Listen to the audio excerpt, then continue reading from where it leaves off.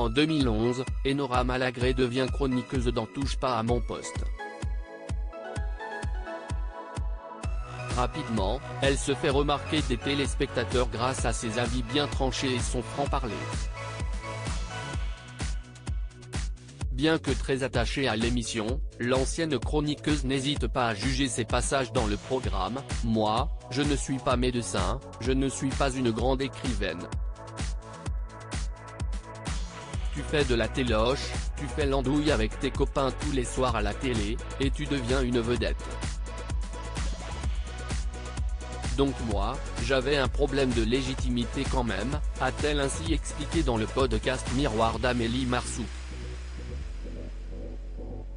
Elle qui est passée par Radio Nova, où elle a côtoyé des puits de science, des intellectuels fabuleux, des musiciens incroyables, l'animatrice qui a commencé à Arte, admet que c'était autre chose quand même. Dans Touche pas à mon poste, le ton est bien différent.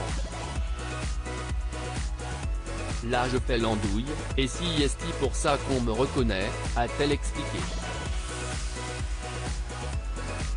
Souffrant du syndrome de l'imposteur, Enora Malagré explique que si elle avait eu plus confiance en elle au moment de devenir chroniqueuse sur TPMP, elle aurait moins tenté de surexister.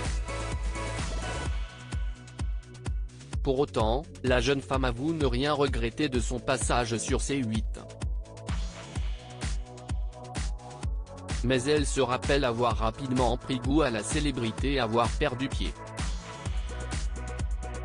Enora Malagré, j'ai eu 6 mois de boulard en effet. Enora Malagré s'est rapidement rendu compte de tout ce que pouvait lui apporter son côté très cash dans Touche pas à mon poste. Dans un premier temps, tu as un moment où tu prends un peu le melon, parce que d'un coup tout le monde te reconnaît et t'aime pour pas grand chose, a-t-elle expliqué, révélant avoir chopé un petit melon très rapidement avant de redescendre assez vite. Mais j'ai eu 6 mois de boulard, affirme-t-elle.